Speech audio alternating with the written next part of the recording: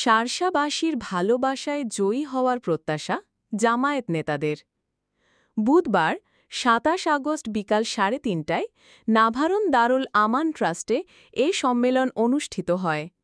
সম্মেলনে প্রধান অতিথি ছিলেন কেন্দ্রীয় কর্মপরিষদ সদস্য ও যশোর ১ আসনের সংসদ সদস্য পদপ্রার্থী মৌলানা আজিজুর রহমান। প্রধান বক্তা ছিলেন জেলা নায়েবে আমির মৌলানা হাবিবুর রহমান। বিশেষ অতিথি ছিলেন জেলা জামায়াতের সহকারী সেক্রেটারি মৌলানা রেজাউল করিম। অনুষ্ঠানে সভাপতিত্ব করেন উপজেলা আমির অধ্যাপক ফারুক হাসান এবং সঞ্চালনায় ছিলেন উপজেলা সেক্রেটারি মোহাম্মদ জাহাঙ্গীর আলম। বক্তারা আগামী জাতীয় সংসদ নির্বাচনে বিজয়ের লক্ষ্যে জনগণের পাশে থেকে সেবামূলক কার্যক্রম জোরদারের আহ্বান জানান।